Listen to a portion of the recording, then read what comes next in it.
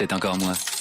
Pour vous dire que vendredi, Euromillions met en jeu une somme encore plus sonnante et trébuchante que la semaine dernière, près de 80 millions d'euros. 80 millions! Ça sonne bien, non? Estimation non garantie des gains à partager en 1 voire règlement. Il n'y a que Euromillions pour gagner autant de millions.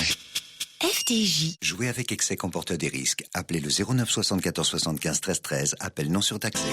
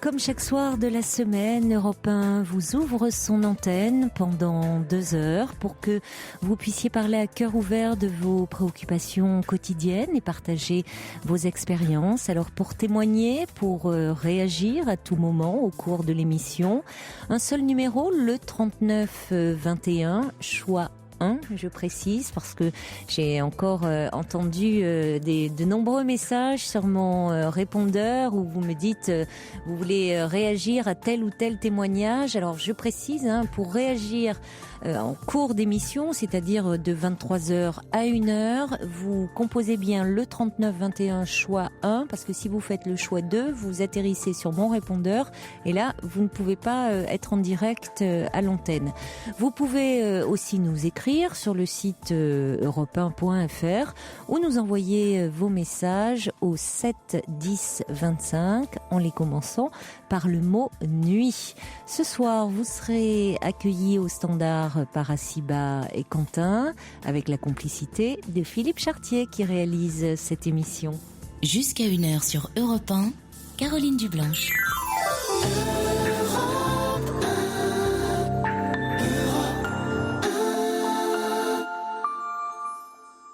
Bonsoir Hervé. Bonsoir Caroline, comment allez-vous? Ça va bien, je vous remercie. Et vous? Ça va, on va dire oui. Il faut faire avec, malheureusement, on n'a pas le choix. Bon, alors vous êtes dans une relation avec une femme qui vous fait un peu tourner en rond. Vous savez plus sur quel pied danser, je crois. Exactement. Tout à fait. Tiens, c'est peut-être elle qui vous appelle. Non, c'est un ami qui m'envoie un texto. D'accord. Bon. Voilà.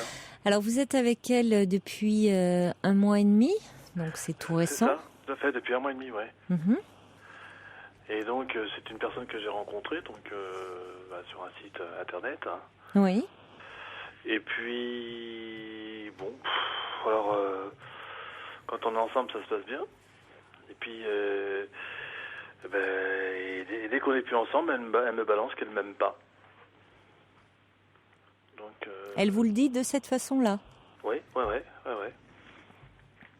Tout à fait. Puis quand on est ensemble, ça se passe bien. C'est assez agressif de vous dire... Enfin, elle vous le dit de quel ton, avec quel ton? Sur un ton normal, sans s'énerver, par texto. Mais par texto? Ouais. Mais parce que vous lui demandez certainement, c'est en réponse à. Oui. Voilà. C'est en réponse à vous lui demander un peu ce qu'elle éprouve pour vous ou. Oui, c'est ça, tout à fait. Donc moi j'aimerais bien passer un peu plus de temps avec elle. Et puis par exemple là ce soir j'étais avec elle, ses enfants. Donc elle m'a présenté ses parents. Et ses parents lui disent alors comment il va Hervé? Et puis ça va, point barre quoi. Et puis moi je suis à fond dans la relation. Mais elle, je crois qu'elle est complètement à côté. Elle me parle de son ex en plus. Elle est avec quelqu'un qui a 11 ans de moins qu'elle. Et elle est sans arrêt en train de m'en parler. Alors, sa tête, elle est complètement... je sais pas. Elle n'est pas tout à fait sortie encore de cette relation. Alors, elle dit qu'elle m'aime pas... Ça vous donne un indice. Voilà, elle dit qu'elle m'aime pas, mais elle m'apprécie. Bon, c'est un bon début. Oui, mais je sais plus quoi faire, quoi, parce que moi, je suis à fond dans la relation. Mais peut-être trop. Oui. Justement, après tout, ça ne fait qu'un an. Vous voyez, c'est un bon lapsus d'ailleurs. Oui, ça fait 1 mois et demi et non 1 an et demi.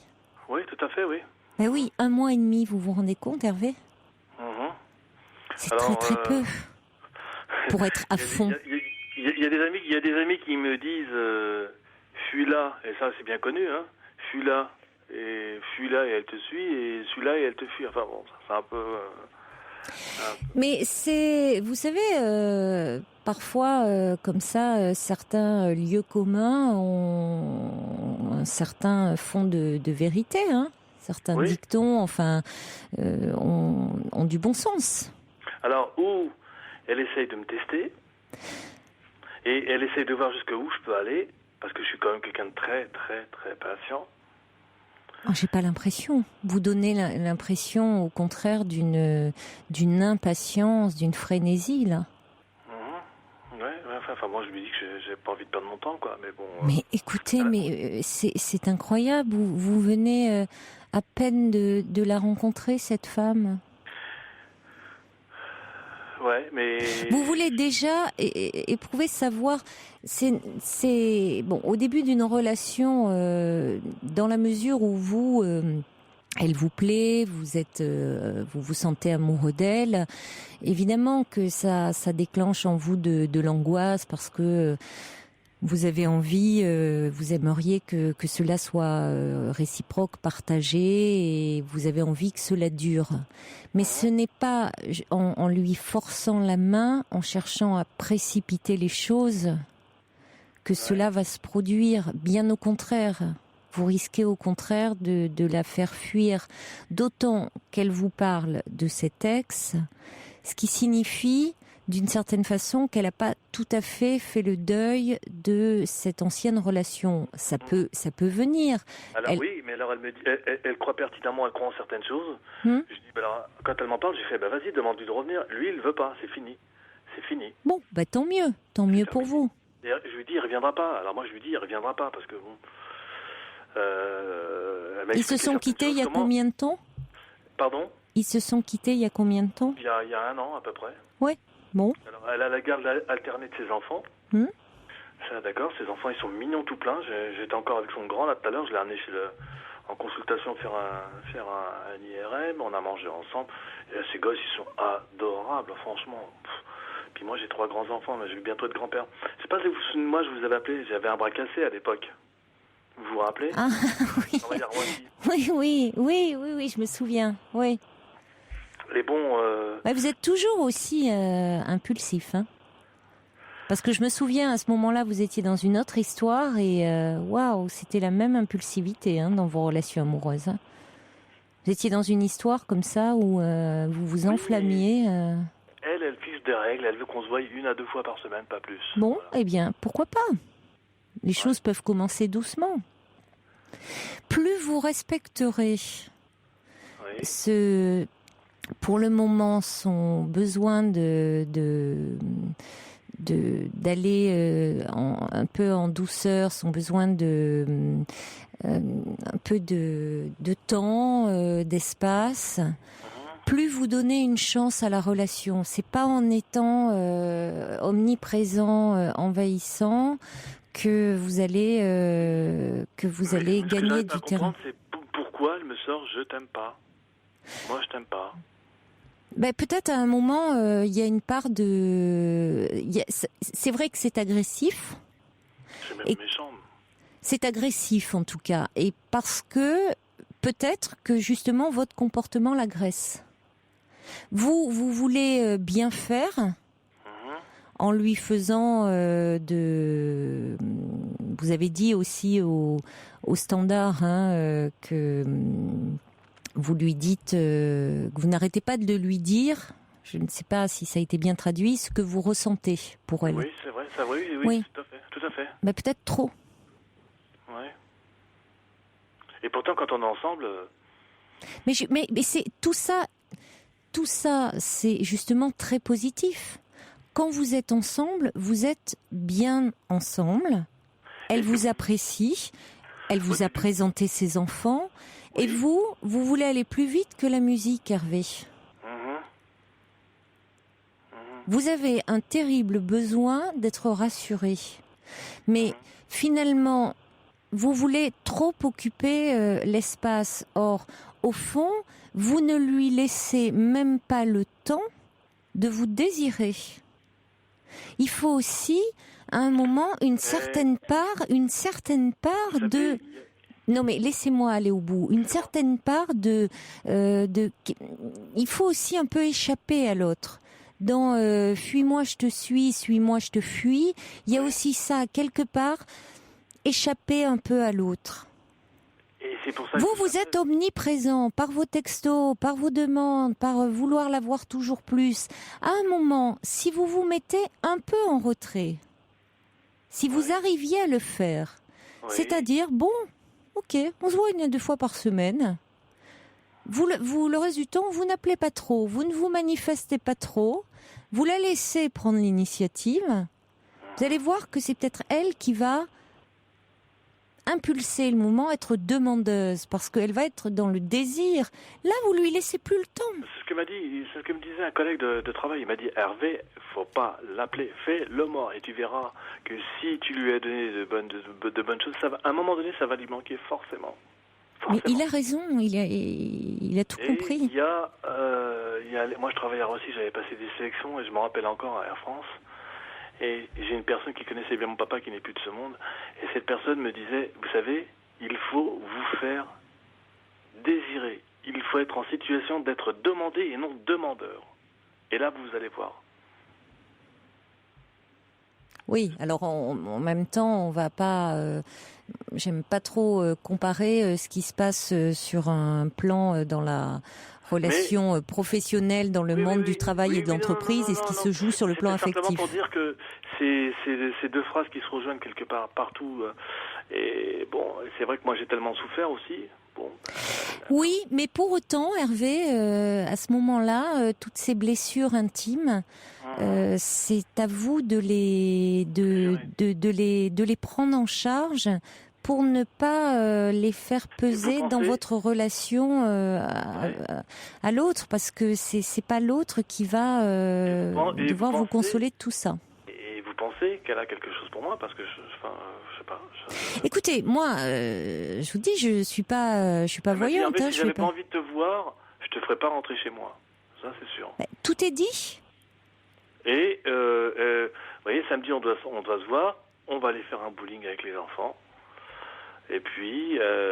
Elle vous laisse quand même rentrer pas mal dans sa vie.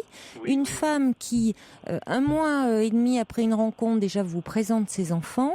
C'est que déjà vous avez... Même avant. Bon, mais à 8-10 jours de la rencontre, je connaissais déjà. C'est déjà bon, c'est même fou parce que on sait jamais ce que devient une rencontre. Et personnellement, je trouve que les enfants devraient être un peu tenus à l'écart parce qu'après tout, si la rencontre ne dure pas, je devrais pas vous dire ça parce que vous êtes déjà tellement angoissé. Mais enfin c'est un choix qu'elle a fait. Mais bon, certainement qu'elle a, vous comptez pour elle.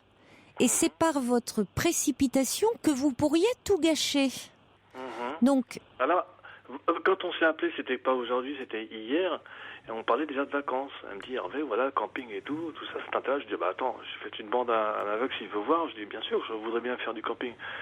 Si tu es d'accord, je partirai avec vous, éventuellement, si tu es d'accord, parce que c'est elle qui m'en a parlé. Donc, je dis, moi, elle me dit, Hervé, tu sais monter une tente de camping? Bah, je dis, je dis, d'après toi. Demande-moi si je sais changer une roue de secours d'une voiture. Je dis bien sûr que oui. Alors bon, il y a des petits signes qui laissent espoir. Oui, enfin j'espère que c'est pas uniquement, elle veut pas partir en camping avec vous juste parce que vous savez monter une tente, parce que sinon elle peut demander, on trouve des gens dans un camping qui peuvent aider. Est-ce que c'est pas un Vous test êtes en train de vous déprécier, mon cher Hervé, quand même. Je pense que si elle vous propose de partir en vacances, c'est parce que voilà, ça lui semble plaisant l'idée de partir en vacances. Ce qui veut dire qu'elle a des projets avec vous. Vous voyez qu'elle voit déjà un peu plus, elle voit les vacances avec vous. Et vous êtes dans l'angoisse, est-ce qu'elle m'aime, est-ce qu'elle m'aime, est-ce qu'elle m'aime, est-ce que ça va durer? Alors, vous avez des blessures en vous, les choses. Bon, là, un énorme besoin d'être rassuré, mais finalement, cette précipitation risque au contraire de précipiter votre chute. Donc, il faudrait un peu vous apaiser, et je vous l'avais déjà dit dans vos précédentes relations. Même dans le début, c'est ce qu'elle disait. Elle me dit, elle voulait déjà que ça fonctionne comme ça, la cadence. Oui, mais ça peut changer. Eh ben, ça a changé. Effectivement, ça a changé parce que petit à petit, on est ensemble. Et par contre, dans l'intimité, je vais pas dire que ça se passe bien, ça se passe de mieux en mieux, mais j'ai affaire à quelqu'un qui est passive. Voilà. Alors là. Qu'est-ce que vous voulez dire par passive? Elle est là à attendre plein de choses. Mais elle est là, plein de choses. Mais elle ne prend pas d'initiative. Voilà, exactement. Bon, Voilà. C'est là où vous pouvez peut-être au fur et à mesure de l'avancée de votre relation aussi lui permettre de s'émanciper un peu, de se libérer. Peut-être que jusque-là, elle a été dans une sexualité qui ne lui a pas, où elle ne s'est pas autorisée. Oui. Elle m'a dit non, pourtant avec toi ça marche bien dans l'intimité et tout. Mais bon. L'important déjà, si elle a du désir et du plaisir, c'est important. Mais attention à vos paroles. Attention à ce qu'il n'y ait pas de paroles qui peuvent être perçues comme blessantes. Je lui ai dit en rigolant parce que... Vous lui avez dit quoi? Tout à l'heure, je lui ai dit, je la regarde, j'ai fait, oh là là, t'es bloqué ou il y a quelque chose? Mais wow. je dis, à mon avis... Alors, je lui ai dit, mais dire à quelqu'un qui peut être un peu inhibé, je veux dire, dans sa sexualité, lui dire t'es bloqué, surtout au tout début d'une relation, ça peut franchement bloquer. Oui, mais après je lui ai dit, en la regardant, j'ai fait, oh, toi, je suis sûr que tu me caches des choses, tu dois être une grande coquine. Mais bon, je sais pas comment elle a perçu ça. Mais bon, non, ça va, c'est pas...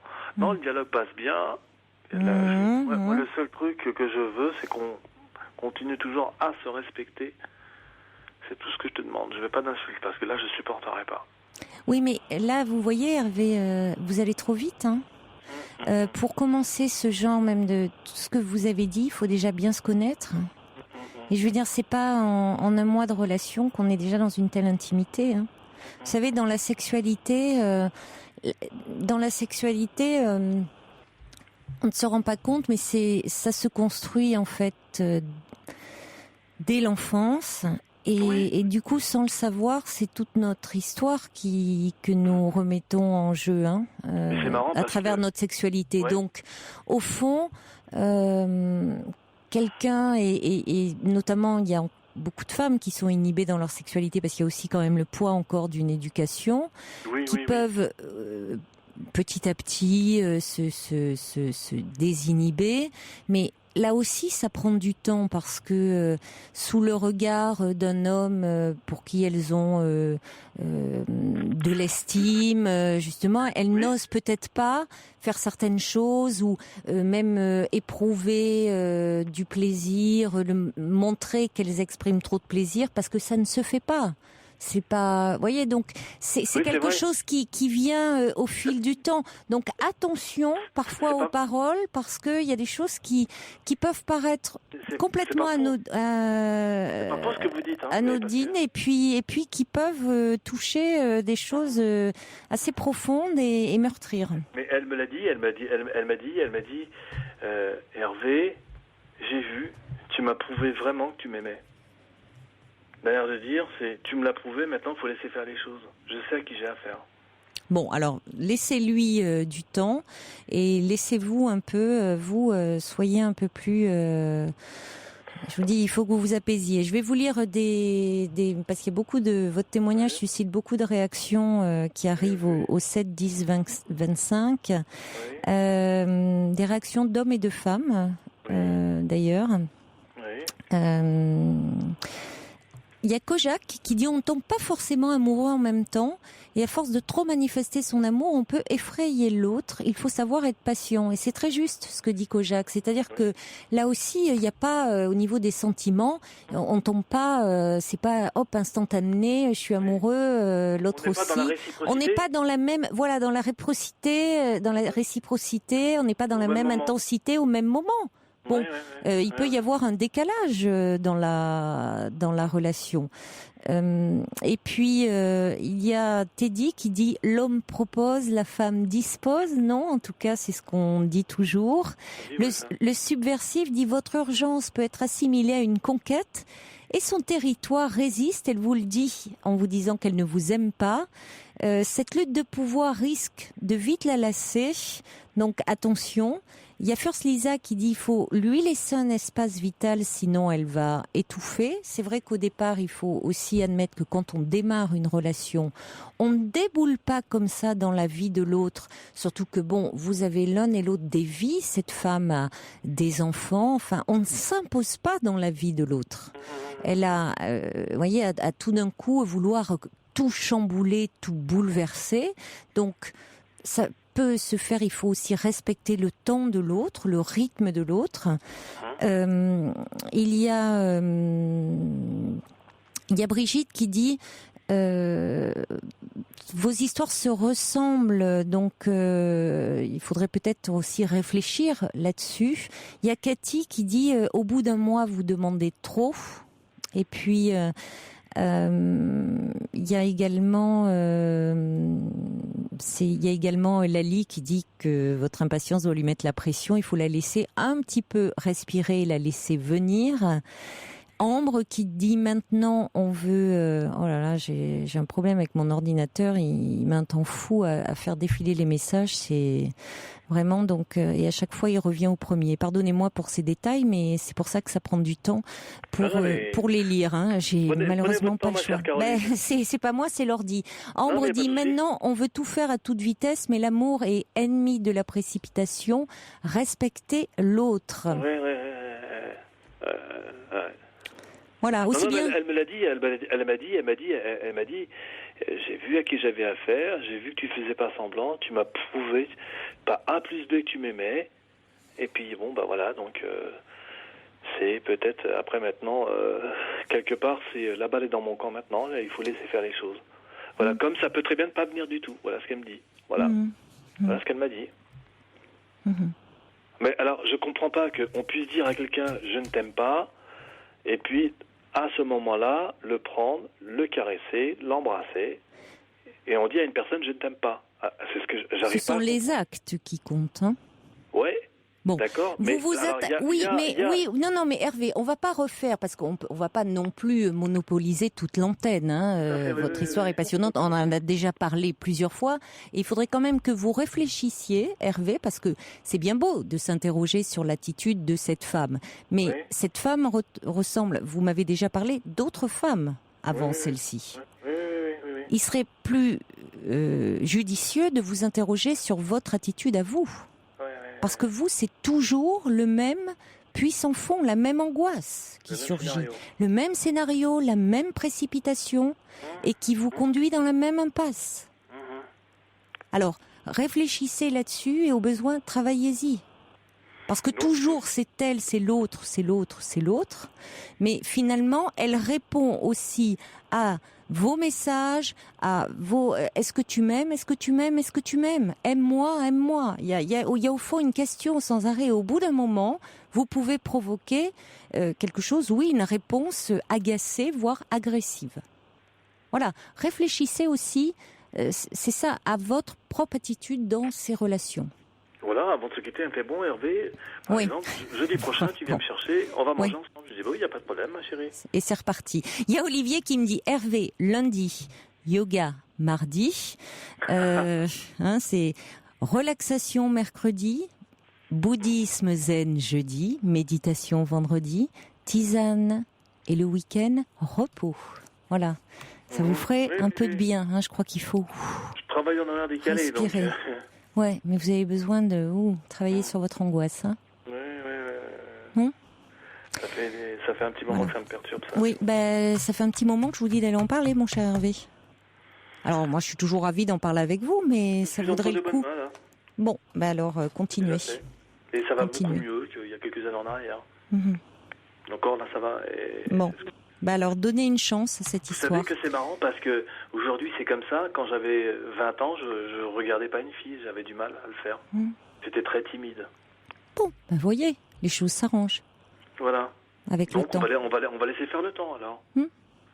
On dit le temps est un allié, normalement. Oui, encore faut-il lui donner du temps.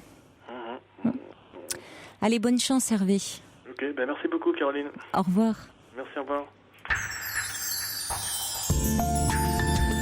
Pour rejoindre Caroline Dublanche, appelez le 39 21, 34 centimes la minute. Après Olivier qui préconisait des massages du côté zen, des tisanes, de la relaxation, Sergio, lui, il est plus dans le côté brut de décoffrage. Il me dit, moi, j'ai ce qu'il vous faut pour votre ordi, un bon coup de marteau. C'est encore moi. Pour vous dire que vendredi, Euromillions met en jeu une somme encore plus sonnante et trébuchante que la semaine dernière, près de 80 millions d'euros. 80 millions! Ça sonne bien, non? Estimation non garantie des gains à partager en 1 voire règlement. Il n'y a que Euromillions pour gagner autant de millions. FDJ. Jouer avec excès comporte des risques. Appelez le 09 74 75 13 13. Appel non surtaxé. Caroline Dublanche sur Europe 1. Bonsoir Emmanuel. Oui, bonsoir Caroline. Bonsoir. Merci de me prendre en ligne. Je vous en prie. Voilà, moi je vous appelle parce que ça fait 5 ans que je suis avec quelqu'un qui n'est pas libre. Oui. Et j'ai passé, tous mes week-ends pendant 5 ans à l'attendre. Pas libre, c'est-à-dire qu'il est marié. Voilà, c'est ça, tout à fait. J'ai passé tous mes week-ends à l'attendre. Et il y a à peu près 3 semaines, j'ai commencé un petit peu à sortir avec des copines, à faire des choses le week-end, et il m'a fait une grosse crise de jalousie. Moi j'ai un petit peu pété les plombs, si je peux dire, en lui disant qu'il fallait bien que je vive un petit peu parce qu'il mettait trop de temps à se libérer.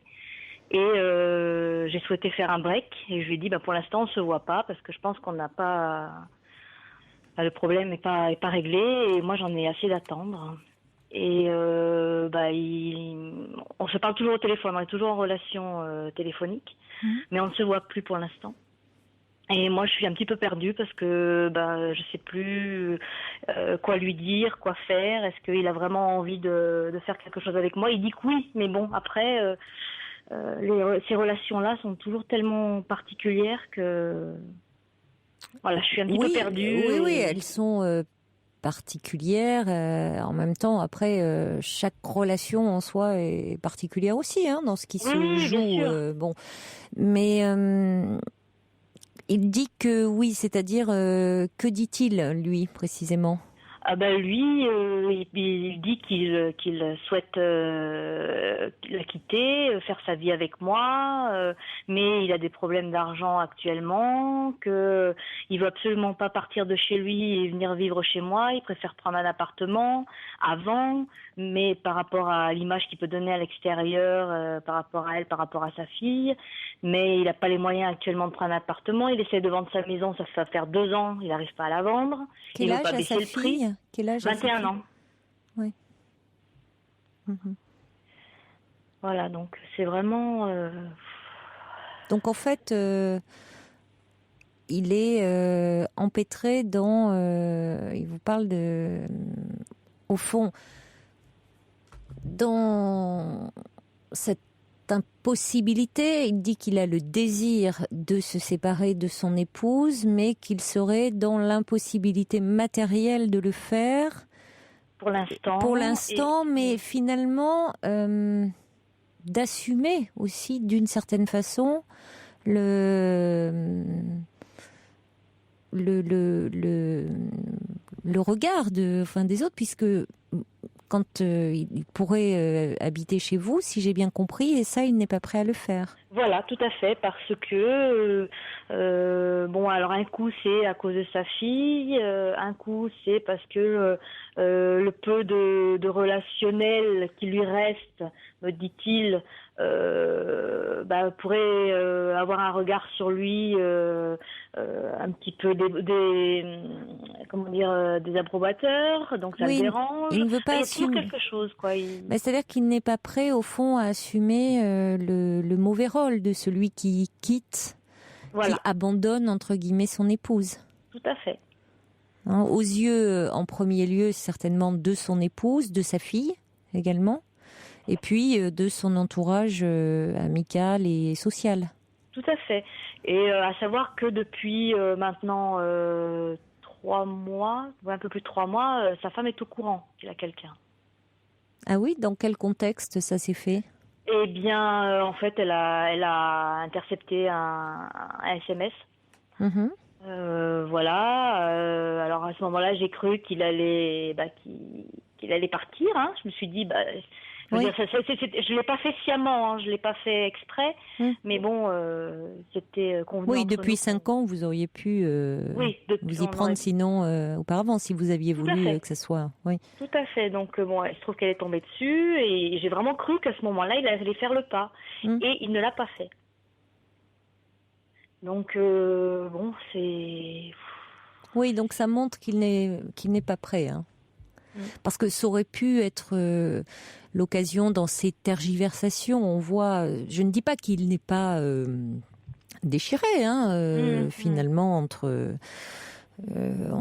l'amour qu'il vous porte et ses considérations, le fait qu'il ne se sent plus très bien dans cette relation de couple, mais en même temps qu'il n'arrive pas pour autant à se séparer, qu'il y a aussi la relation, enfin tout ce que l'on peut penser de lui, tout ce que sa fille peut penser de lui.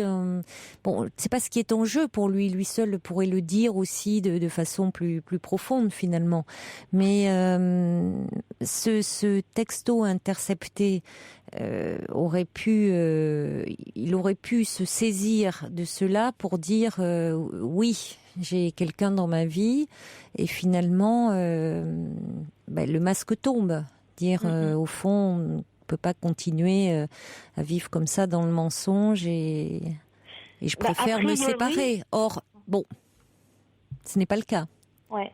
A priori, en plus, elle, c'est une personne qui ne travaille pas, donc qui n'a pas de revenus, et qui, dans la situation dans laquelle ils étaient tous les deux, c'est-à-dire une vie côte à côte, avec le confort matériel, etc. Alors, elle savait très bien qu'il pouvait avoir des histoires à côté, mais pour elle, c'était des aventures. Elle n'imaginait pas qu'il puisse avoir quelque chose de vraiment sérieux. Oui, de plus profond. Ça convenait tout à fait, a priori. Oui, c'est-à-dire qu'au fond, elle se doutait. Cet homme a déjà eu des aventures par le passé. A priori, oui. Oui. Donc ça, sa femme s'en doutait. Tout à fait. Mais voilà, c'était au fond sans conséquence. Ce n'était pas sérieux. C'était pour elle, ça ne mettait pas à mal leur relation de couple. Il n'y avait pas un attachement affectif. Voilà. Ça ne s'installait pas dans la durée. Tout à fait. Oui, mais là c'est différent parce qu'une relation qui dure depuis 5 ans n'est plus dans l'aventure. Non. Donc alors en même temps, il ne lui a pas forcément dit, il lui a raconté ce qu'il a voulu aussi. Oui, tout à fait. Il a pu faire passer, voyez, dans le message que vous lui avez envoyé, vous précisiez pas toute l'historique de votre relation. Non, pas du tout. Bah oui. Donc lui, mais vous avez raison de dire, Emmanuel, qu'il ne s'est pas saisi de cela pour au fond crever l'abcès et dire voilà, je t'annonce, j'ai quelqu'un dans ma vie qui compte. Oui, excusez-moi, ma fille excusez-moi. Je sais plus. Écoutez, c'est... Ouais, là, c'est vrai que moi, je crois que vous avez bien perdue. fait. Vous avez, semble-t-il, cette attente est douloureuse, devient douloureuse. Très, oui. Ouais, c'est vraiment, Parce que c'est dès le début de votre relation qu'il vous avait dit qu'il souhaitait, qu'il vous... Non ? Non, au début, on était ensemble, on passait des bons moments ensemble. On s'est jamais vraiment posé de questions. Je me suis jamais vraiment posé de questions. Je dirais pendant les 2 premières années. Pendant les 2 premières années, ça s'est passé comme ça. Et puis un jour, moi, j'ai ressenti le besoin de lui parler, de lui demander un petit peu où il voulait en venir avec moi, quoi. Et puis je lui ai demandé s'il était dans l'optique de quitter sa femme, etc. Et il m'a dit oui. Voilà, donc oui, de donc ce c'est moment-là, venu de vous quand même, hein, à un moment.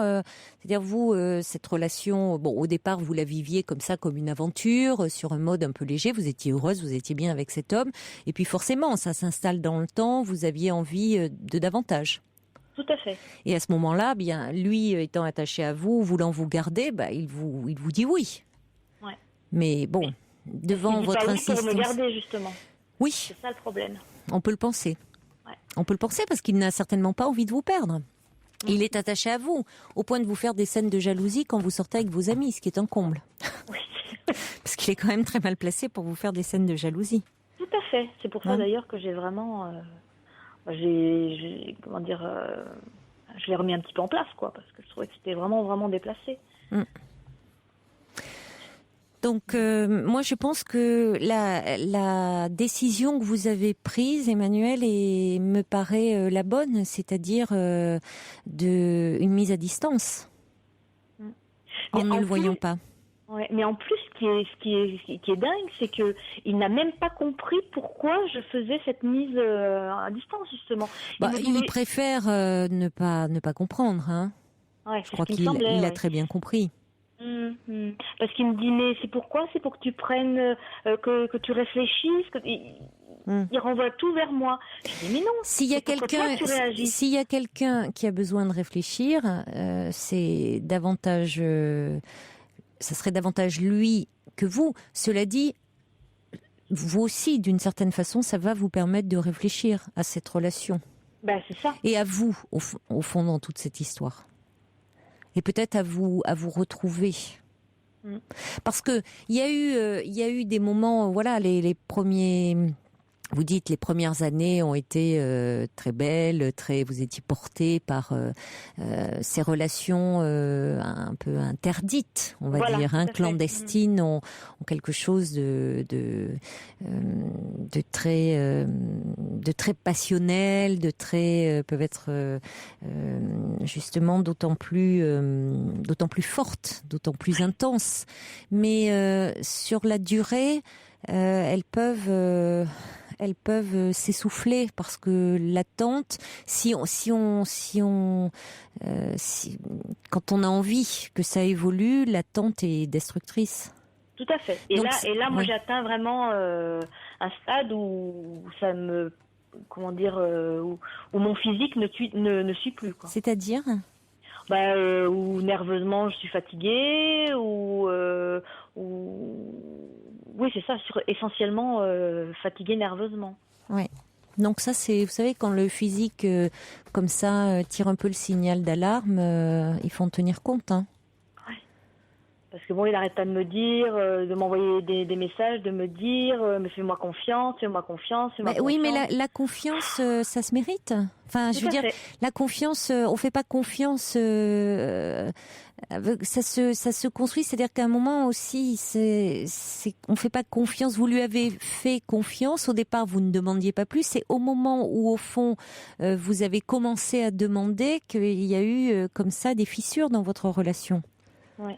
Mais bon, la relation. Mais je crois que maintenant, ce qui va, pardonnez-moi de vous interrompre, ce qui est bon, je pense que vous avez commencé à mettre à distance en ne le voyant pas. Je crois qu'il faut lui dire, écoute, réfléchis de ton côté, soyez plus clair. Dire moi, je t'ai dit ce qu'il en était à un moment. Ça fait 5 ans qu'on est ensemble.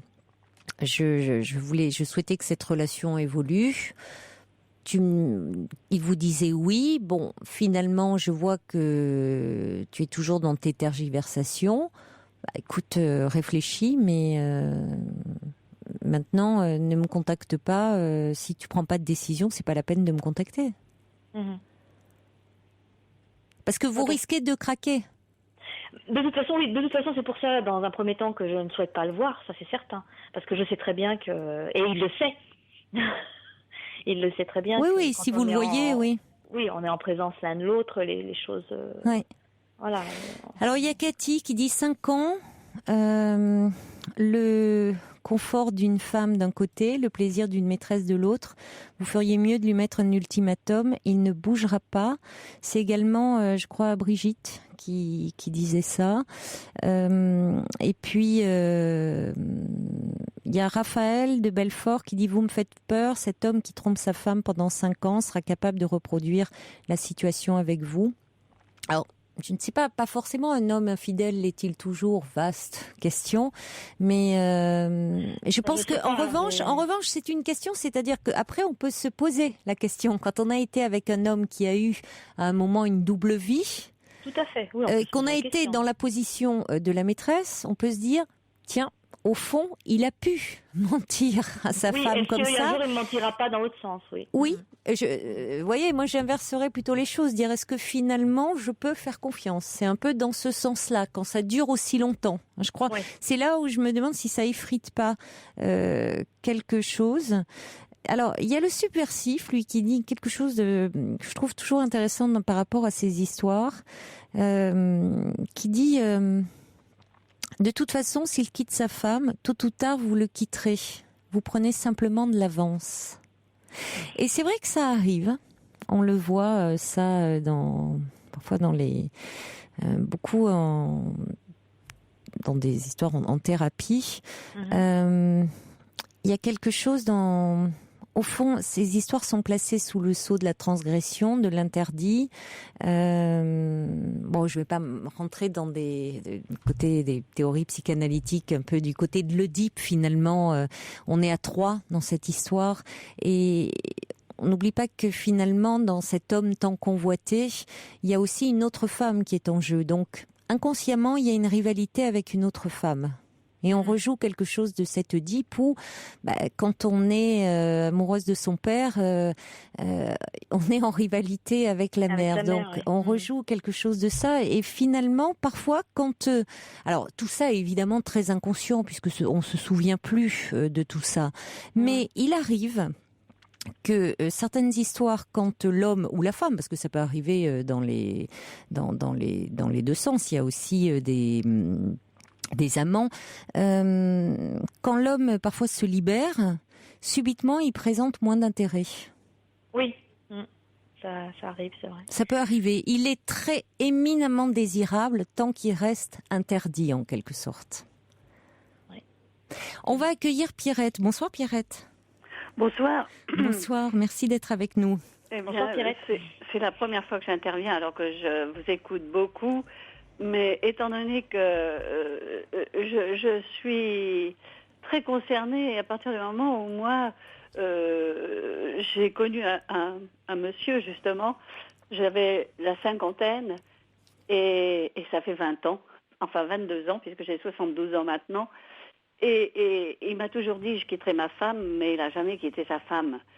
Et je pense que là, elle est très mal partie. Parce que tout ce qu'elle a dit, c'est un peu ce qu'il me disait. Attends 3 ans, attends que les enfants grandissent. Et puis, financièrement, je ne pourrais pas assurer. Il faut que je sois à la retraite. Il va avoir maintenant 60 ans, lui. Et je ne suis même pas sûre qu'il va prendre sa retraite tout de suite. Ses enfants ont fait de grandes études, donc il avait besoin d'assurer. Et par contre, je ne suis pas sûre.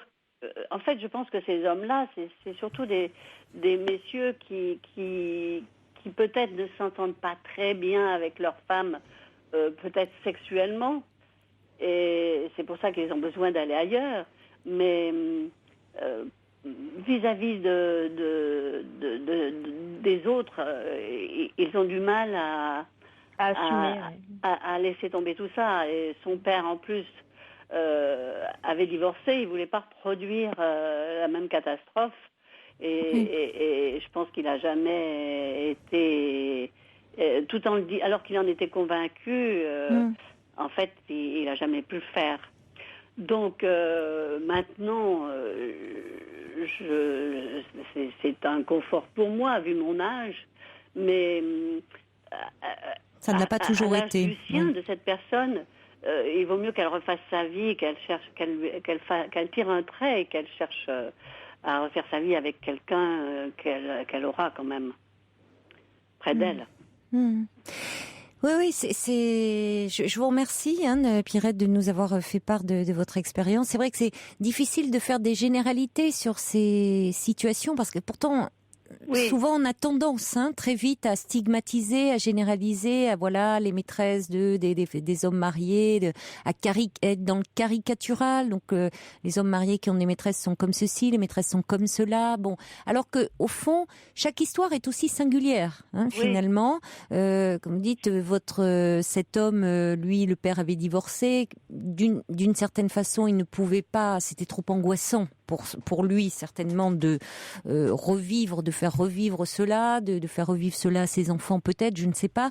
Bon, il y a des hommes qui ils sont avec leurs femmes qu'ils aiment, pour qu'ils ont des sentiments, mais vous avez raison, ça devient la mère, un peu la mère intouchable et donc avec qui ils n'ont plus trop de sexualité. Il y a des hommes, ils ont une sexualité avec leurs femmes, mais ils ont besoin, il y a une infidélité presque un peu chronique d'aller voir ailleurs. Et puis, il y a des hommes qui ont véritablement à côté une relation parallèle, affective, durable, importante, qui pour autant n'arrivent pas à se séparer parce qu'il y a quelque chose de trop angoissant dans le fait de se séparer. Alors, pas seulement de leur épouse, mais de leurs enfants, de la famille, de tout ce qu'ils ont construit.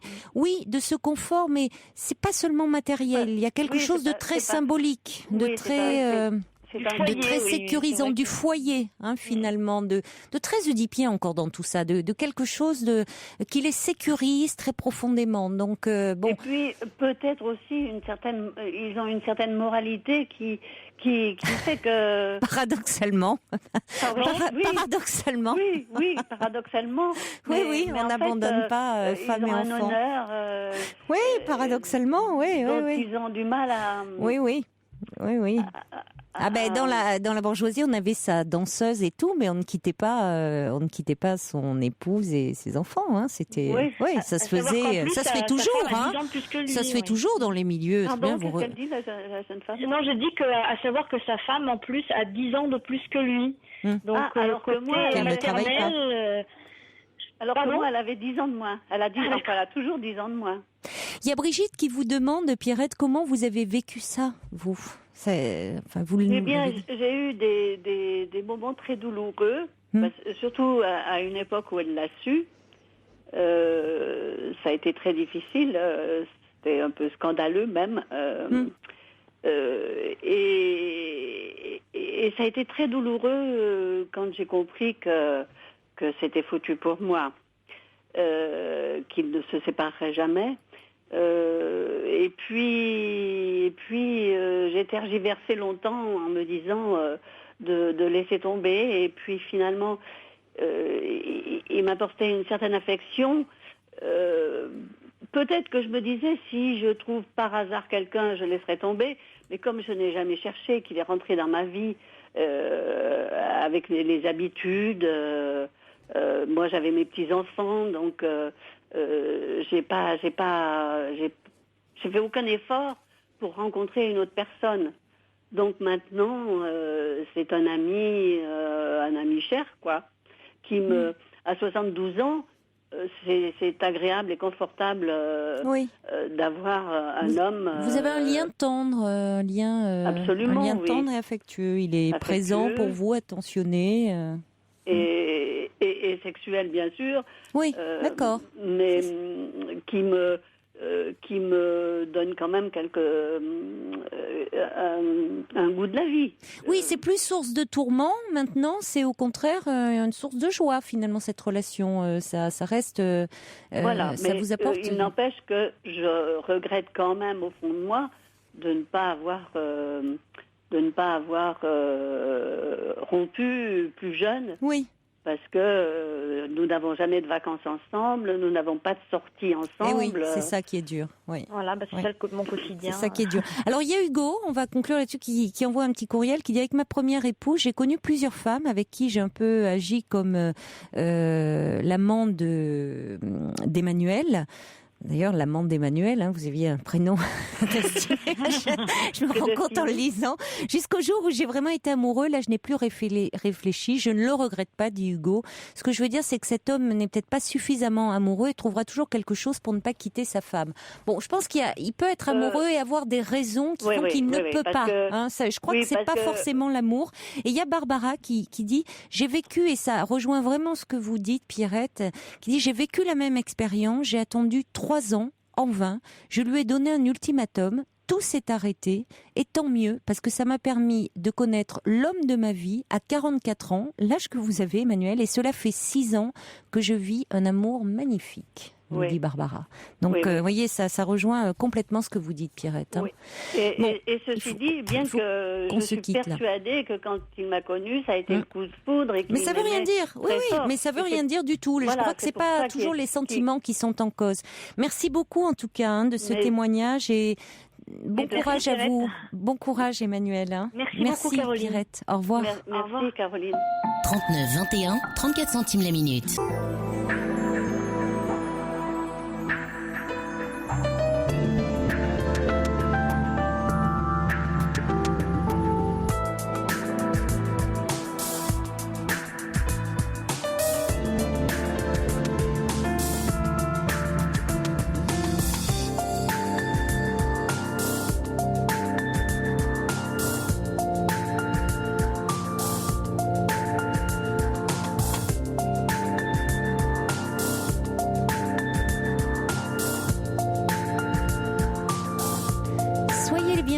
Si vous nous rejoignez à l'instant sur Europe 1, cette émission est la vôtre. Vous pouvez y parler de vous en toute liberté et sans tabou. Nous confier tout ce qui fait votre vie, dialoguer en direct avec d'autres auditeurs en appelant le 39 21, choix 1. Vous pouvez également nous envoyer vos messages au 7 10 25 en les commençant par le mot nuit. Vous avez également Internet à votre disposition, europe1.fr.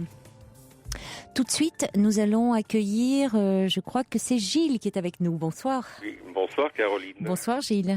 Merci de prendre mon appel. Oui, je vous en prie. Merci. C'est la première fois que je vous appelle d'abord, et d'une. Oui, parce que je me pose une question sur une façon de penser donc d'une amie. Mm-hmm.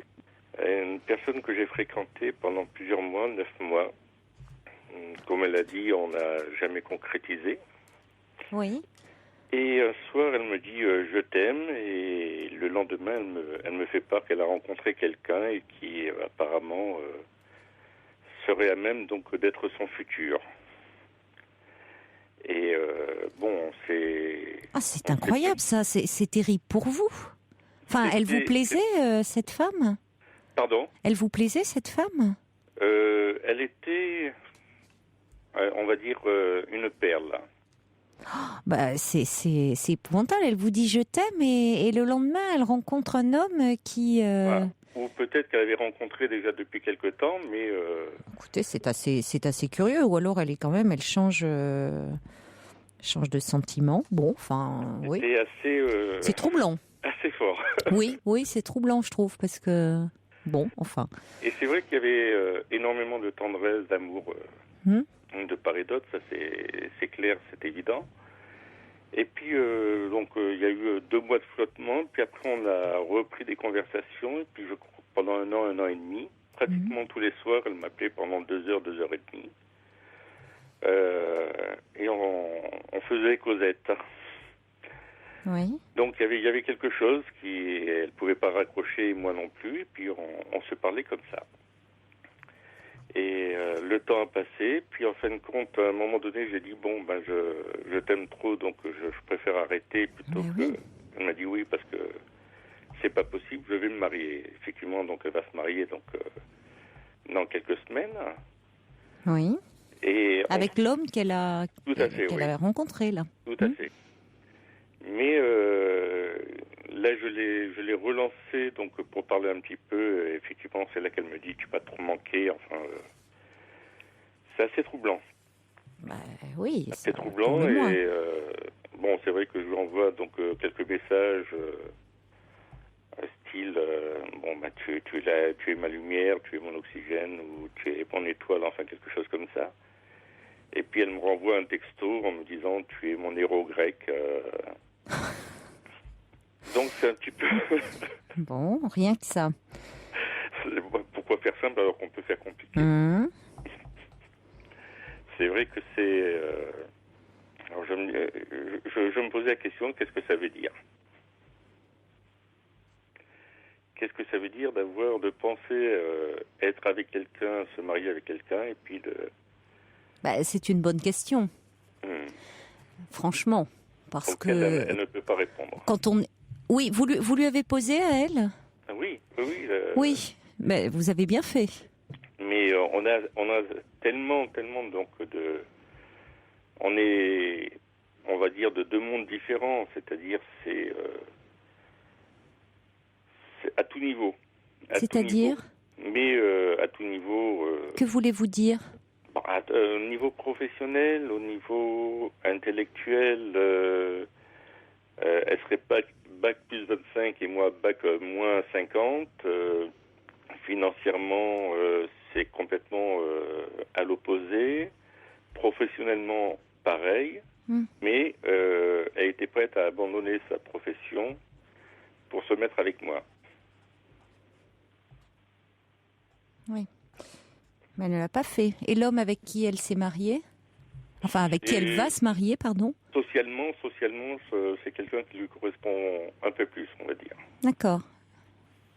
Ça correspond finalement à la thèse selon laquelle on se marie avec les personnes qui sont... qui nous ressemblent un peu. Qui nous ressemblent, oui, c'est sociologiquement, en tout cas, oui. Écoutez, il y a elle est dans une ambiguïté, pour ne pas dire dans une ambivalence terrible, parce que quand vous lui posez la question, elle vous dit qu'elle ne peut pas y répondre. Elle préfère ne pas y répondre, ne pas se poser la question, faisant fi, en fait, de vos sentiments. Parce que pour elle, au fond, c'est beaucoup plus facile. Elle est quand même dans une trajectoire de vie assez heureuse. Elle a cet homme dans sa vie qu'elle va épouser dans quelques semaines. Vous, Gilles, vous êtes seul actuellement? Oui. Oui, avec cette femme qui vous hante quand même. Complètement. Et oui. Et vous savez que dans quelques semaines, elle sera la femme d'un autre. Ah oui, absolument, oui. C'est quand même très éprouvant. Oui. Mais c'est le fait est que je ne lui ai pas téléphoné pendant 2-3 semaines. Et puis effectivement, à un moment donné, quand je l'ai rappelé, elle m'a dit « tu m'as manqué ». Oui, non mais certes. Mais pour autant... elle aurait pu prendre de vos nouvelles et bon, à ce moment-là, être sur un terrain plus amical. C'est ce qu'elle recherchait. Elle a dit, à la rigueur, je peux te donner que mon amitié. Oui, mais après, alors, vous avez à nouveau échangé des messages comme ça. Tu es ma lumière, mon étoile, tu es mon héros grec. Il y a encore 3-4 jours. Oui, mais c'est là où ça ne va pas. Oui. Parce que quand on est quand même sur le point d'épouser quelqu'un, vous voyez, quand on a quelques semaines d'épouser quelqu'un, on investit, on est dans cette relation, sinon on ne se marie pas. on a envie que ça marche. Alors, c'est là où je comprends pas. Ben oui, non, mais c'est normal que vous ne compreniez pas, Gilles, parce que à ce moment-là, on ne se marie pas. On ne se marie pas si on a la tête et le cœur pris par un autre. Logiquement. Oui. On réfléchit à ce moment-là. On reporte la date. On me dit, il y a quelque chose qui ne va pas. Au fond, je suis sur le point d'épouser quelqu'un, mais mes sentiments me portent vers quelqu'un d'autre. Donc, je suis en train peut-être de commettre une erreur. Je vais faire une erreur. Il vaut mieux prendre le temps de réfléchir. Quitte à, tant pis, si tout est envoyé, mais si c'est pour divorcer peu de temps après. Mais déjà, finalement, vous dites, vous l'avez rencontrée. Elle vous dit « je t'aime ». Oui. Et puis, le lendemain, elle vous annonce qu'elle a rencontré son futur. Exactement. Alors son futur, à tous les sens du terme, puisque cet homme, elle est sur le point de l'épouser. Oui. Bon, alors soit elle est complètement versatile. Finalement, quelle importance accorder à ces mots ? Parce que c'est bien joli, les mots. Mais quels sont ces actes ? Non, à mon avis, c'est quelqu'un de foncièrement honnête, vraiment très droite et... écoutez...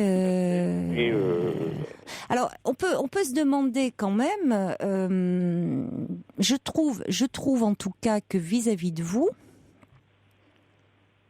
ça pose quand même de sérieuses questions, parce que, évidemment, si elle est honnête, de deux choses l'une, si elle est honnête, elle devrait réfléchir, encore une fois, avant d'épouser cet homme. Et sinon, ça peut aussi flatter son narcissisme. Oui, c'est vrai. D'être finalement, de savoir que vous êtes là à mourir d'amour pour elle, à lui écrire, lui faire des déclarations d'amour comme ça enflammées. C'est finalement très gratifiant, très valorisant. Mais elle ne tient pas compte de vous et de vos sentiments. À un moment, il faut trancher, c'est-à-dire qu'elle ne peut pas s'engager avec cet homme et continuer à entretenir cette relation-là avec vous. Oui. Parce que elle ne donne... Elle va droit dans le mur dans la relation avec cet autre homme. C'est-à-dire... Ou alors elle vous raconte des histoires, c'est-à-dire que finalement, ça la flatte. Non, enfin, pas évident parce que c'est vrai que ce qu'elle souhaitait à la rigueur, c'est qu'on reste sur le plan amical et non amitié amoureuse. Oui, mais dans les faits, vous voyez bien que c'est pas possible.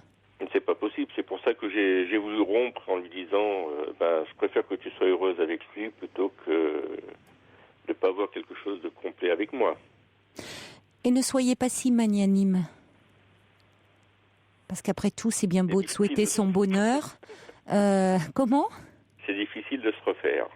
Oui, mais écoutez, l'important c'est que, comme dit Prune, qui ne mâche pas ses mots, et elle a raison.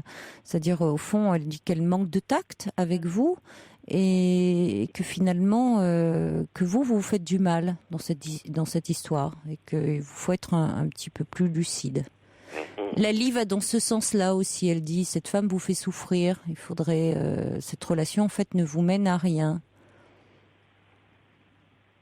Oui. Alors il y a le subversif qui dit, elle est une rêveuse, donc vous habitez le rêve. Mais elle fait une pratique de sa théorie de poète maudit. Voilà tout. Mais le problème, c'est que vous, ça vous nourrit un temps. C'est-à-dire qu'effectivement, vous êtes habité, hanté par elle. Mais au fond, ça ne vous permet pas, ça ne vous laisse pas... Vous n'avez pas un sentiment de vide, mais ce vide, parfois il faut passer par le vide, par du manque pour pouvoir à nouveau, être dans une rencontre avec l'autre. Je crois que elle m'a quand même assez perturbé, donc effectivement je n'ai pas pu rencontrer, ou du moins m'investir tant qu'elle était encore présente. Et oui. Et Prune là, vient d'envoyer un message au 7 10 25 en disant mais alors finalement elle ment à tout le monde. Et c'est très juste. Ou alors elle aime de multiples façons. Qu'est-ce qu'elle met dans ce mot amour ? Déjà, moi je trouve très frappant le fait, la façon dont vous avez décrit les premiers temps de votre relation. Le fait qu'elle vous dise qu'elle vous aime et puis le lendemain, elle vous parle de cet homme. Mais enfin, c'est complètement déstabilisant. Qu'est-ce que c'est ? Ça veut dire quoi ? Vous savez, il y a des personnes qui ont des mots comme ça, qui disent des mots, qui les ressentent peut-être sur les moments, mais qu'est-ce que ça veut dire au fond ? Il y a des émotions qui les traversent.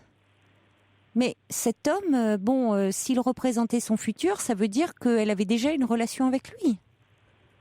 C'était pas un homme qu'elle a croisé en 24 heures de temps. Non, c'est ce qu'elle... Et pour autant, elle était engagée dans votre relation avec vous. Donc, vous voyez, tout ça n'est pas clair. Elle est pas claire et elle vous entraîne là-dedans. C'est assez déstabilisant. Oui, elle est très déstabilisante. Et je pense qu'il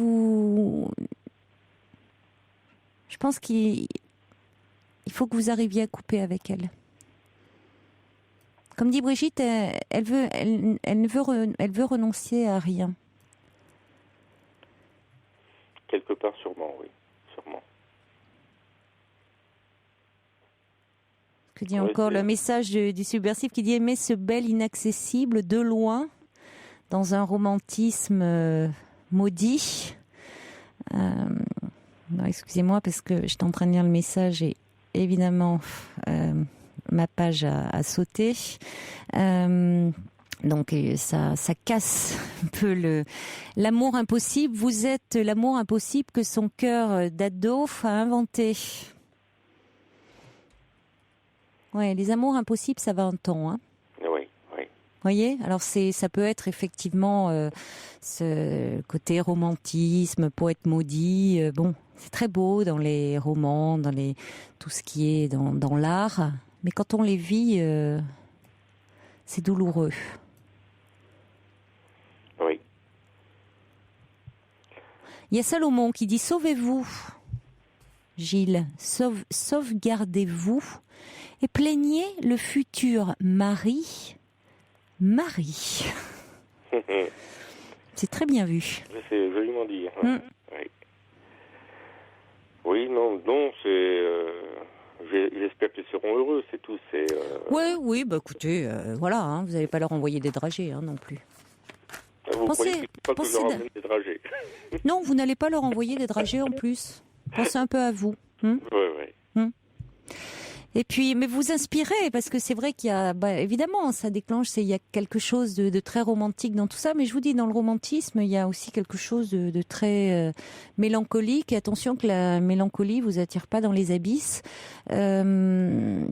Donc, il y a aussi encore un message qui dit « Oui, le rêve ment, mais, dit Shakespeare, nous sommes faits de l'étoffe des songes. » Voilà, alors plongez-vous dans la littérature, des choses comme ça, mais vous sortez de cette histoire qui vous aliène.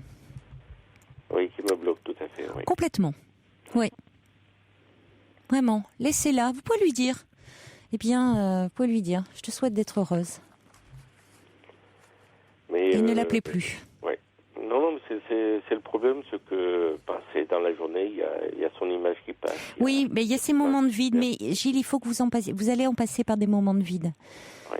Pour retrouver du plein. Oui, son image, forcément. Cette femme vous hante, c'est une relation qui est restée inachevée et donc elle est d'autant plus attirante et bien sûr. C'est forcément. Problème, mais bon. C'est vrai que devant être avec quelqu'un d'autre, elle m'appelait pratiquement tous les soirs pendant 2-3 heures. Oui, mais c'est pas possible ça. Ouais. Ça ne va pas.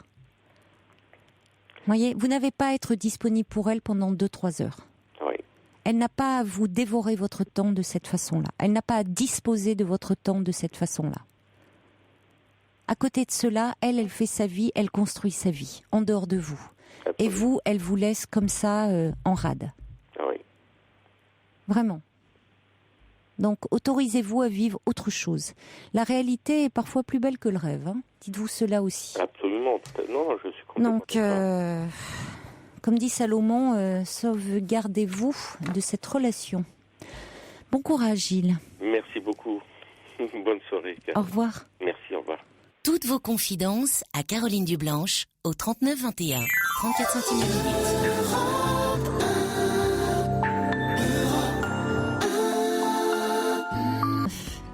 Un petit message qui arrive au 7 10 25 pour Gilles. Pour First Lisa qui dit Gilles va finir par s'étioler s'il poursuit cette relation. Mais oui, mais en même temps, c'est ça, on a bien compris que pour lui, c'était sa bulle, il a l'impression que c'est sa bulle d'oxygène, hein, ce rêve qui le maintient quand parfois on est dans un sentiment de vide. Cette femme le fait rêver, c'est très bien le faire rêver. Mais à quel prix finalement. Donc il y a un jeu assez. Il y a Ava qui a un autre point de vue qui dit elle se la joue un peu victime. Alors je sais pas ce qui vous fait dire ça, Ava, mais vous incite à compatir à la peine qu'elle inflige à tous et donc à vous, théâtre. Elle choisit de vous émouvoir, mais comme spectateur. Elle doit, je trouve qu'effectivement il y a une dimension assez théâtrale dans tout ça. Gilles est le principal acteur de tout ça et donc il ne se rend pas compte, mais il y a quelque chose, d'assez théâtralisé. Je pense que la problématique de cette femme doit être assez particulière. Alors je reçois un message de Pat Braise qui revenait à sa façon sur le débat autour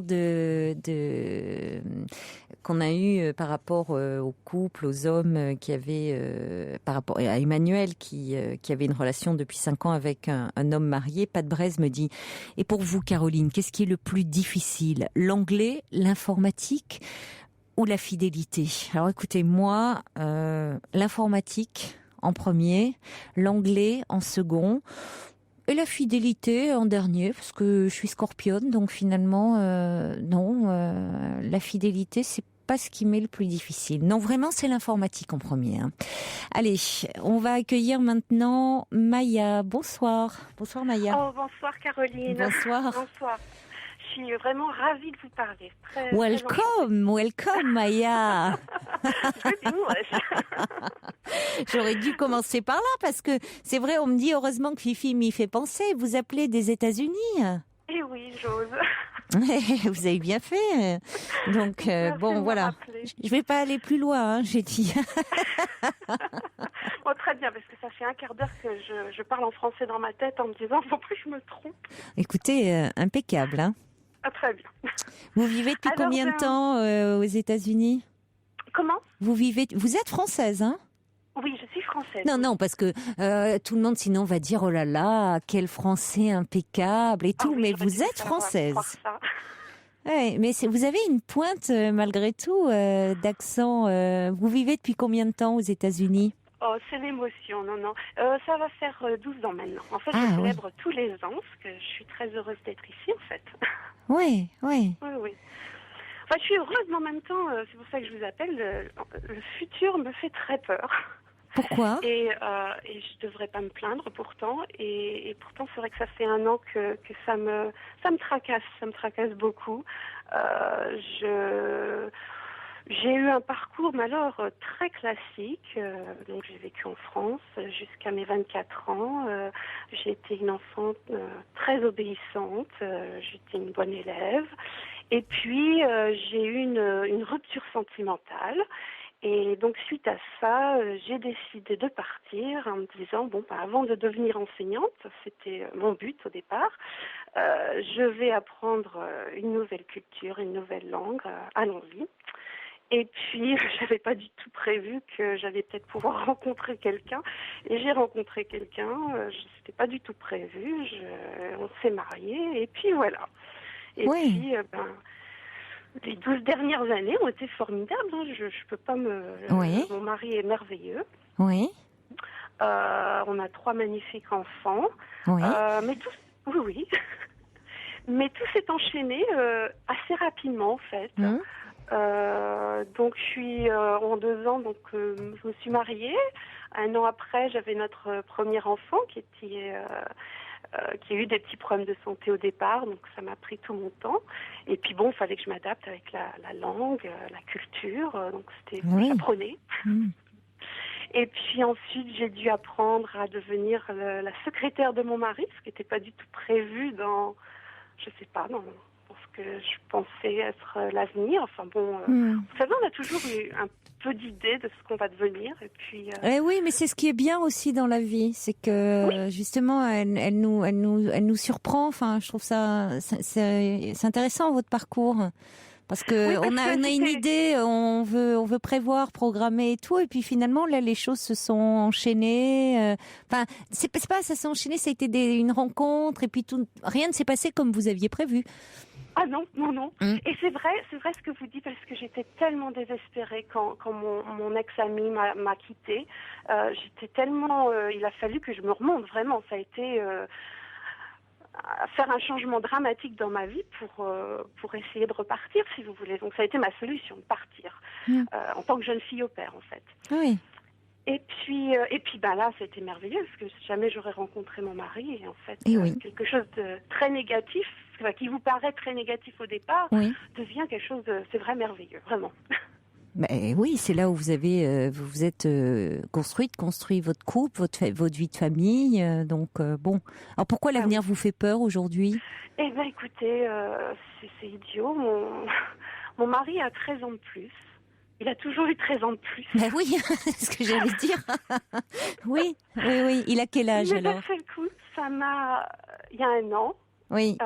Il a 50 ans, lui, hein, c'est ça ? Oui, il va avoir 50 ans dans quelques mois, là. Oui. Et ça me stresse depuis 1 an. Mais il n'y a pas que ça. Ça a été, en fait, un mélange entre... Bon, c'est vrai que nos 3 enfants, donc, ils sont... la plus grande a 10 ans maintenant, le plus petit a 5 ans. Ils sont maintenant tous à l'école plein temps. Et puis maintenant, je me retrouve à la maison. Alors, je m'occupe toujours de mes enfants, mais si vous voulez, je fais des choses que je déteste le plus, c'est le ménage. Ah oui, on comprend. Le linge, et encore le ménage, et encore le linge. Oui, c'est pas passionnant. Je ne supporte plus. Bah oui, je comprends, oui. Oui. Et puis, j'étais stressée, je pense aussi par la conjoncture économique. Mon mari a sa propre entreprise, et c'est vrai que les 3 dernières années ont été difficiles. Pour l'instant, on est bien, mais si vous voulez, je me suis dit, mon Dieu, s'il n'a plus de contrat, qu'est-ce qui va nous arriver ? Et puis, donc, je pense que je suis pas la seule dans ce cas-là, malheureusement. Et je devrais pas me plaindre, encore une fois, tout va bien, on s'en sort bien. Mais je me suis dit, après, s'il lui arrive quelque chose, alors, ce sera à moi de prendre les rênes, mais je suis incapable de faire quoi que ce soit. Et ça, je le dis à très peu de personnes, parce qu'en fait, j'en ai honte, j'ai très honte. J'ai 36 ans, je n'ai jamais reçu de fiche de paye. Et ça me stresse beaucoup. Oui. Et puis. Et oui, parce que vous vous sentez très dépendante au fond de votre mari, puisque vous avez été sa secrétaire, mais vous n'avez pas travaillé vous-même, pas été indépendante. Oui, voilà. Et je me dis que c'est vrai que s'il lui arrive quoi que ce soit, voilà. Et oui, du coup, l'équilibre, ça serait précaire. Et puis, il y a aussi le fait, au-delà de ça, que vous vous ennuyez peu à la maison parce que vos enfants, grandissant, vont à l'école. Autant avant, quand ils étaient petits, vous vous occupiez d'eux, enfin, vous vous sentiez utile. Alors que là, les journées, c'est vrai que si ça se passe entre le ménage, les lessives et tout, vous allez vous étioler. Pourtant des amis, alors c'est vrai que je suis dans une région beaucoup femmes à la maison, c'est 80% des femmes. Oui, vous vous trouvez où? Je suis dans la côte est, entre New York et Boston. D'accord, oui. Et c'est 80% des femmes Oui, peut-être que j'exagère un peu, mais c'est beaucoup de femmes sont à la maison. Et puis, si elles ne sont pas à la maison, elles n'ont pas d'enfants ou alors un enfant et c'est tout. Et il y a beaucoup de familles nombreuses ici. Donc, c'est vrai que je suis pas aussi isolée, je pense, que si j'étais en France, à ce niveau-là. Mais aussi, beaucoup, les femmes commencent leur vie de famille plus tard et ont eu une expérience professionnelle au départ. Oui. Ce qui n'est pas mon cas. Oui, mais vous êtes très jeune, vous avez quoi, 36, 37 ans, donc pourquoi vous n'exerceriez pas une activité professionnelle ? Eh ben oui, c'est ce que je me suis dit l'année dernière. Alors toujours dans cette idée qu'il allait peut-être arriver quelque chose à mon mari. Non, mais même sans ça, pour vous ? Ben oui. Alors bon, j'ai décidé de me lancer parce que j'ai l'impression d'être une éternelle étudiante, si vous voulez. Apprendre à être mère, j'ai appris l'arabe parce que j'arrivais pas à dormir. J'apprends toutes sortes de choses, à être secrétaire. Bah c'est formidable. En même temps, vous avez appris beaucoup de choses. Oui, mais vous voyez, j'ai 2 licences en France qui m'ont servi à rien. J'ai l'impression de commencer des choses. Oui, mais on ne sait jamais. On ne sait jamais, Maya. Vous voyez, ces 2 licences en France, on ne sait jamais ce qui peut se passer après tout. C'est pas perdu tout ça. Les diplômes que vous avez. Ça n'a rien abouti, vous voyez. Ah ben, écoutez, vous avez des licences en quoi ? En sciences et puis une en éducation, parce que je pense être enseignante. Oui, mais enfin. Là, l'année dernière, je me suis dit, je vais faire quelque chose qui est complètement différent, parce que c'est vrai, être enseignante aux États-Unis, vous gagnez pas grand-chose, donc ça suffirait pas pour la famille. Donc, je me suis décidée de prendre des études pour être dans une agence immobilière. Oui. J'ai passé le premier test, ça s'est bien passé. Puis là, ça fait 1 an que j'attends pour passer le prochain test. Puis j'ose pas. J'ai peur de. J'ai pas l'impression. Si vous voulez, j'ai envie d'avoir un bulletin de salaire ou quelque chose. Et puis en même temps, j'ai l'impression que je vaux rien. Et puis en fait, ça me stresse vraiment. C'est pas parce que vous n'avez pas de bulletin de salaire que vous ne valez rien. Enfin, je veux dire là, c'est un petit coup de mou là. Oui. Qu'est-ce qui vous stresse ? C'est de l'impression que vous n'allez pas y arriver, que. Oui, puis quelle expérience. Il faut au départ l'expérience. Vous allez vous la faire. Oui. Hein, c'est au départ, il faut bien commencer. Oui. Vous allez au départ, vous avez, je veux dire, l'expérience. On se lance. C'est comme dans toute activité. Avant la première fois où vous avez eu votre premier enfant, vous n'aviez pas d'expérience. Bon, lorsque vous avez eu votre 3e bébé, déjà vous étiez plus sûr de vous. Bon, il y a plein de choses comme ça où ça s'apprend. C'est un apprentissage. Il faut démarrer. Et oui, mais j'ai l'impression que je démarre beaucoup de choses et puis que vous n'allez pas au bout. Oui, voilà. J'ai l'impression. Et puis. Mais pourtant, vous avez un parcours quand même intéressant. Enfin, vous avez fait plein de choses jusqu'à présent. Oui. Et ça fait vraiment 1 an où je vous ne semblez pas consciente de cela, parce que même vous dites même si vous travaillez pour votre mari, il fallait vous adapter. Enfin, je veux dire, ça n'empêche que c'était un véritable travail. C'est pas parce que c'était lui, il s'agissait de votre mari, n'empêche que vous aviez quand même du travail à fournir et qui, au départ, ne relevait pas de votre formation initiale, des diplômes que vous aviez. Donc, il a bien fallu tout apprendre. Quand vous me dites que vous avez appris l'arabe parce que vous avez du mal à dormir, oui, mais enfin, c'est vraiment le basique, mais ça, j'arrivais pas à dormir. Non, mais d'accord, mais enfin, bon. Il y en a d'autres qui ont du mal à dormir, pour autant, ils apprennent pas une langue. Oui. Vous voyez, moi j'aimerais bien avoir des insomnies et apprendre l'anglais. Oui. Non, mais enfin, donc ça veut dire que vous avez quand même une curiosité, une capacité à apprendre. Donc, je crois que c'est plutôt. Mais j'ai aucun problème. J'aimerais être une étudiante à vie. J'adore apprendre de nouvelles choses, c'est vrai. Mais en même temps, ça me construit pas. J'ai l'impression. Et puis, Et puis je vous dis, ça fait donc 1 an que voilà, j'ai peur de cet avenir incertain où j'ai l'impression que je serai pas capable. Mais vous avez d'autant plus peur qu'au fond, vous l'alimentez, vous l'entretenez, cette peur, puisque vous ne passez pas à l'action. Et oui, oui. Votre peur vous inhibe. Oui. Finalement, quand on a peur, trop peur, on est inhibé, on n'arrive plus à passer à l'action. Et oui, j'ai juste à... Alors effectivement, vous ressassez, vous avez juste à passer cet examen. Or, vous vous dites que vous vivez comme une étudiante. Pour une étudiante, passer un examen, au contraire, vous allez être très bonne pour passer un examen. C'est ce que vous aimez, passer des examens. Je crois, oui, mais après... Après, c'est plus, je pense, qui vous fait peur, c'est le monde du travail et l'autonomie. C'est ce qui, à la fois, c'est ce que vous désirez, mais qui vous fait peur. Vous avez certainement une certaine ambivalence par rapport à ça. Oui, c'est vrai. C'est-à-dire que vous voulez une fiche de paye, être autonome, gagner votre vie, et en même temps vous le redoutez un peu parce que vous vous dites j'ai peut-être pas fait les choses comme tout le monde entre guillemets. C'est-à-dire vous avez d'abord rencontré cet homme, fait des enfants avec lui. Maintenant, vos enfants sont un petit peu plus grands. Vous avez travaillé avec votre mari, et puis aujourd'hui, vous avez envie d'avoir votre autonomie financière, de travailler. Puis au-delà de votre autonomie financière, de trouver aussi un certain épanouissement pour vous.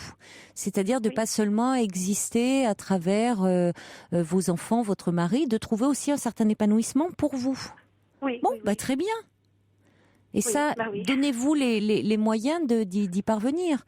Et donc, passer cet examen, je veux dire, vous êtes tout à fait à même de le faire. Oui, mais après, passer l'examen, ce sera donc frapper à la porte d'une agence en disant, voilà. Oui, passez déjà l'examen. Je pense. D'accord. Et après, une fois l'examen en poche, oui, vous irez frapper aux portes des agences, vous enverrez votre CV. Oui, ça sera un deuxième temps. Mais et c'est vrai que mon mari me supporte énormément. Il me dit, si c'est ce que tu veux faire, pas de problème. Enfin, je veux dire, il n'est pas... C'est vrai qu'on a un schéma très traditionnel, peut-être un peu arriéré, la femme à la maison. Oui, vous n'êtes peut-être pas encouragé dans l'environnement, étant donné l'environnement dans lequel vous évoluez. Oui. Aussi. C'est-à-dire schéma un peu très traditionnel, où c'est la femme au foyer. Mais oui. Mais vous avez le droit d'aspirer à autre chose. Oui, c'est vrai. Mais est-ce que Comment ça se passait chez vous? Vous avez une mère qui travaillait? Ah oui, énormément. Un père aussi. Et puis, pas assez présente. Quand j'étais petite, oui. Donc c'est vrai que ça, c'était un rêve. C'était un rêve d'être avec mes enfants tout le temps. Et puis là encore, je suis avec eux tout le temps. Et puis, et c'est vrai aussi l'année dernière, j'ai eu des petits problèmes avec mon petit dernier qui, c'est un garçon, quoi, et qui m'a posé des problèmes. Je savais plus quoi faire. Et donc j'ai été voir une thérapeute qui m'a aidée. Mais j'ai eu l'impression, non seulement maintenant, je suis plus une bonne mère, je veux. Vous n'êtes plus une bonne mère. Maison, enfin. Ouh là là, mais parce que vous savez, je crois que vous mettez la barre très très haut. Et du coup, c'est pour ça que vous avez peur aussi. Vous voulez très bien faire. Pourquoi vous dites que vous n'êtes plus une bonne mère? Parce que justement, je savais plus quoi faire avec mon petit garçon qui avait des grosses crises de larmes, qui en faisait un peu à sa tête, et puis je savais plus comment le contrôler, si vous voulez. Jamais eu ces problèmes-là avec les filles, et puis et du coup, j'avais l'impression, mais au bout du 3e, on devrait savoir quoi faire. Et puis mais là, pas toujours, parce que les enfants sont différents aussi. Ah oui, c'est ce que j'ai appris. Oui, alors moi qui vous dis tout à l'heure, au fond l'expérience, ça vient au bout de, vous étiez peut-être plus sûr au bout du 3e, et je me suis rendu compte que en fait c'était une bêtise que je vous disais, parce que pas forcément, parce que d'abord soi-même on peut être dans un moment de sa vie où on se sent un peu plus fragile, un peu plus vulnérable selon ce que l'on vit, selon son histoire aussi, oui. Et puis selon la personnalité de l'enfant. Oui, voilà. Et c'est vrai que tout ça arrivait en même temps, si vous voulez, crise économique. Oui. Avec mon mari, je parle de tout, mais alors son âge, je n'ose même pas lui célébrer, si vous voulez. Ça me rend triste. Ça me rend triste. Et puis je ne sais pas pourquoi ça m'a jamais... Mais pourquoi ça vous rend si triste ? Et lui, vous le sentez angoissé par rapport à ses 50 ans ? Pas du tout. Il n'y a que moi, vraiment. C'est pour ça que je ne peux pas lui en parler, parce que j'ai peur d'être contagieuse. Oui, vous avez peur qu'il lui arrive quelque chose, mais au-delà de ça, peur pour lui, hein, ça va au-delà de son travail, j'ai l'impression. Ah oui, non, j'ai vraiment peur qu'il lui arrive quelque chose. Oui, mais c'est jeune, 50 ans, Maya. Oui, je sais bien, mais en même temps, vous savez, j'entends les gens à la radio... ils ont 55 ans, ils se préparent pour la retraite. Bon, jamais mon mari va se préparer pour la retraite. Mais non, mais je crois que vous êtes... Il y a un moment... alors en plus, comme vous avez du temps pour vous, là, toute la journée, vous cogitez, vous gambergez. Hein, vous avez trop de temps, là. Vous déprimez un peu. Hein. Oui. Vous déprimez pas mal. Les cauchemars, c'est affreux, les cauchemars. Vous faites beaucoup de cauchemars? Ah oui. Là, je rêve de mouches collées à tous les murs de ma maison. Puis j'ouvre la porte et ça part en un nuage noir. Enfin, je rêve d'être, je sais pas, devant une immense barrière, devant une forêt, et puis en fait je me rends compte que je suis en enfer. Je fais des rêves très vivides, très oppressants. Ah oui, puis très réalistiques, très... Je tue mes enfants, enfin non pas je tue mes enfants, mais je n'arrive pas à les sauver d'une noyade. Et puis j'ai jamais fait autant de rêves. Et c'est vrai que depuis un an, c'est toutes ces choses-là qui me... Alors je pense que ça serait important que vous puissiez quand même aller reparler un peu de tout ce que vous traversez en ce moment avec la thérapeute que vous avez consultée à un moment. Parce que je pense qu'il y a quand même un peu un état un peu dépressif en ce moment, qui vous fait voir les choses d'un fond assez pessimiste. Mais j'ai aucune raison pourtant. Écoutez, les raisons, elles sont pas liées à des faits, c'est pas extérieur, c'est pas objectif. Vous avez des raisons, il y a des peurs. Il y a des peurs, il y a des angoisses. Après, vous dites j'ai peur, j'arrive pas, et effectivement, vous n'arrivez pas à passer ce concours, vous avez peur, vous êtes inhibé.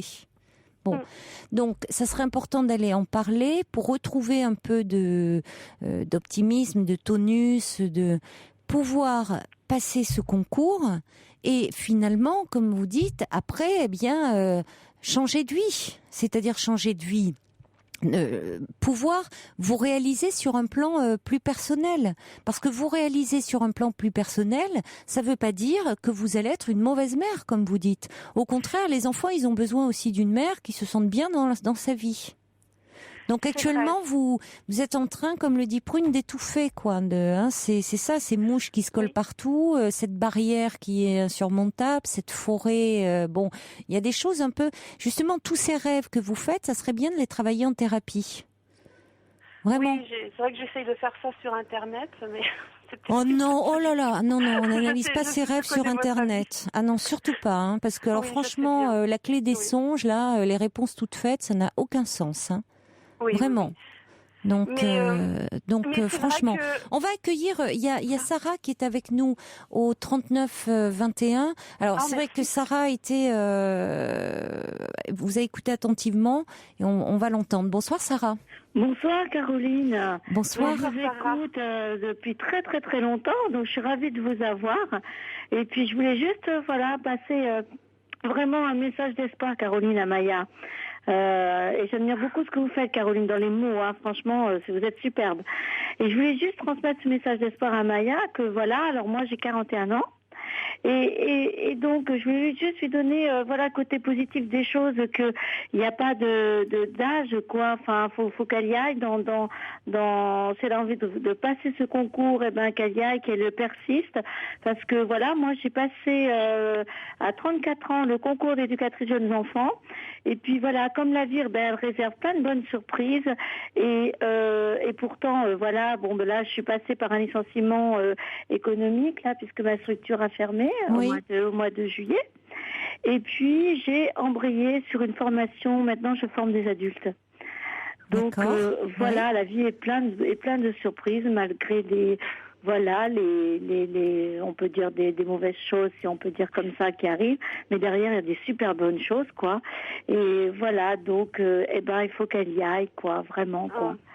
Mais vous voyez, Sarah, j'ai l'impression aussi, bon, alors, je sais que peut-être il ne faut pas que je saute d'étape, qu'il faut que je me concentre sur cet examen et puis c'est tout, mais ok, après je l'ai, comment je vais être une bonne... Je sais, on peut être mère et travailler, mais moi je ne l'ai jamais fait vraiment.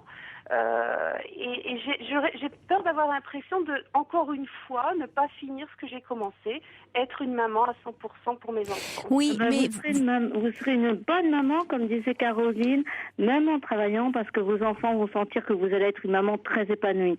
Et du coup, voilà, l'épanouissement va retentir sur eux, et voilà, et vous saurez être mère, une femme, et voilà, et aussi une femme qui travaille, quoi. Et le combinage des trois va se faire super bien, quoi. Maya, ça rejoint un peu ce que vous nous disiez de vous, enfant, où vous avez une mère qui travaillait beaucoup, vous nous avez dit, et finalement, vous avez peut-être un peu souffert de ne pas l'avoir suffisamment pour vous. Oui. Voilà. Oui, du reste, c'était un de mes rêves, c'était d'être vraiment présente pour mes enfants. Voilà, donc vous avez fait en sorte que lorsqu'ils étaient petits, pendant les premiers temps de leur existence, vous avez été très présente. Maintenant, vos enfants sont à un âge où ils investissent beaucoup les autres, la vie sociale. Ça ne veut pas dire, bien évidemment, qu'ils n'ont pas encore besoin de vous, mais ils sont dans une ouverture aux autres, une ouverture au monde. Donc, si vous voulez, vous êtes aussi dans cette maison un peu la journée où les journées vous semblent désespérément vides et où vous avez un besoin, ça correspond aussi à votre âge, où vous avez besoin de trouver un peu un sens, enfin une façon de vous réaliser, vous, en tant que femme. Voilà. Pour autant, ça ne veut pas dire que vous délaissez vos enfants. Mais il y a aussi le poids de votre histoire où vous vous mettez un idéal très très haut, c'est-à-dire de devoir tout bien faire. Alors effectivement, quand on veut tout bien faire, on est dans un niveau de stress très très important. Et parfois, soit on s'épuise, soit on s'inhibe totalement et puis on ne fait plus rien. Oui, c'est un petit peu où j'en suis là, parce que... Oui. Alors, y a quand même beaucoup de personnes qui disent, il y a le subversif qui dit dans ce rêve une barrière qui vous empêche un peu, qui vous entrave, autant que les enfants dans si vous rêvez, you need freedom, il est dit. Il y a Brigitte qui dit, il y a une partie enfouie de vous qui réclame de plus en plus de vivre.